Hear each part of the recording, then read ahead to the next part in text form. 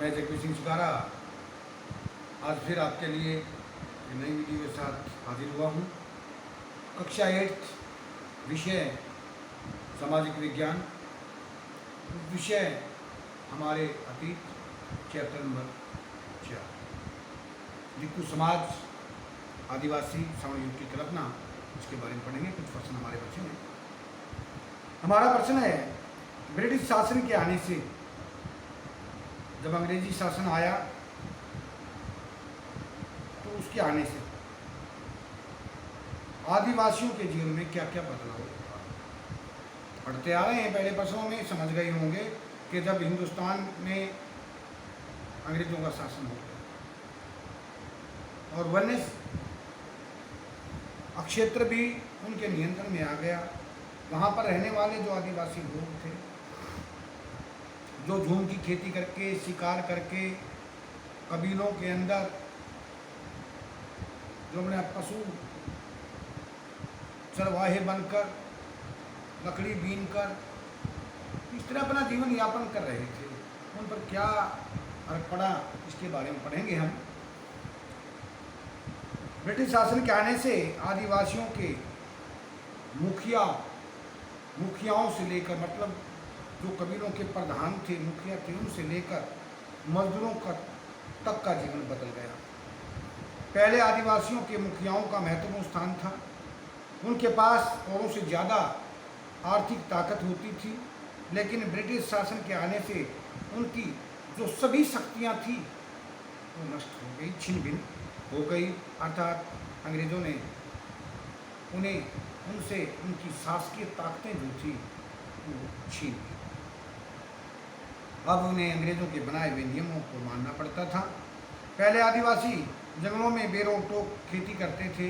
अंग्रेज़ों द्वारा जंगलों को राज्य की संपत्ति घोषित करने के बाद उन्हें जंगलों के भीतर जाने पर पाबंदी लगा दी, फल फूल इकट्ठा करने पर पाबंदी लगा दी, शिकार करने पर पाबंदी लगा दी, खेती करने पर पाबंदी लगा दी।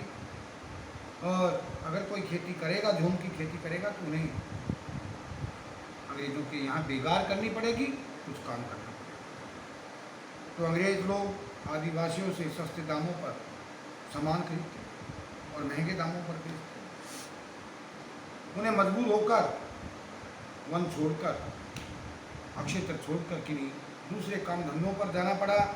वहाँ भी वो ठेकेदार जो थे उनका शोषण करते थे, जिससे उनका जीवन शर्मराता चला गया, काफ़ी अक्षीण, कमज़ोर, गरीब होते चले। अंग्रेज़ों के अत्याचारों से तंग आकर जनजातीय समूह ने क्या किया, जब अंग्रेज़ों ने इस तरह के बैन लगा दिए उनके ऊपर, तो जो आदिवासी लोग थे, जो जनजातीय समूह थे, उन्होंने क्या किया, इसके खिलाफ अंग्रेज़ों के, बाहरी लोगों के खिलाफ 19वीं और 20वीं सदी के दौरान देश के विभिन्न भागों में जनजातीय समूह के बदलते कानूनों, अपने व्यवहार पर लगी पाबंदियों, नए टैक्स, कर अर्थात व्यापारियों और महाजनों द्वारा किए जा रहे शोषण के खिलाफ इन आदिवासियों ने, इन जनजातीय समूह ने कई बार आवाज़ उठाई, बगावत की, विद्रोह किया। 1831-32 में कौल आदिवासियों ने, 1855 में संथालों ने बगावत की।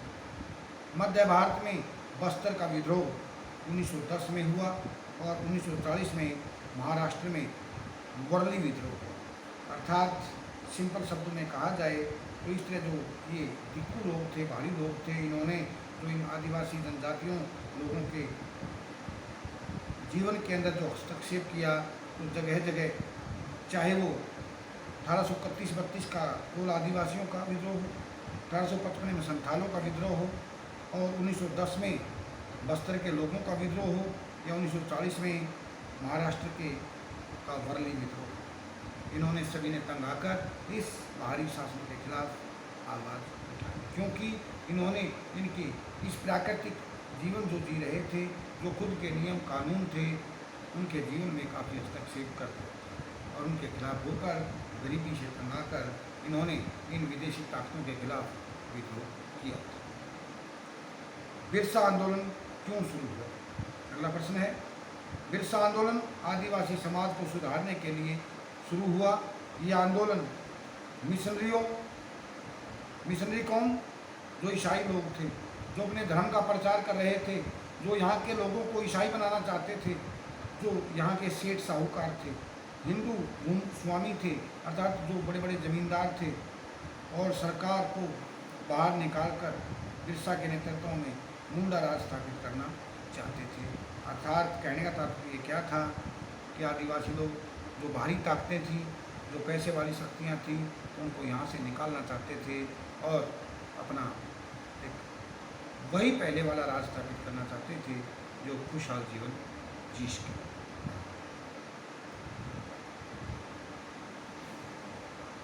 ऐसा ही प्रश्न हमारे पास है, दिक्कुओं ने आदिवासियों को किस प्रकार अपना गुलाम बना दिया? दिक्कु कौन थे? बाहरी लोग। आदिवासी कौन थे? जंगलों में रहने वाले वहाँ की मूल जाति। दिक्कु आदिवासियों के पास बेचने के लिए चीज़ें लेने आते थे और भारी कीमत पर उन्हें बेच देते थे। वे आदिवासियों को कर्ज भी देते थे, उनका ब्याज भी बहुत ज़्यादा होता था।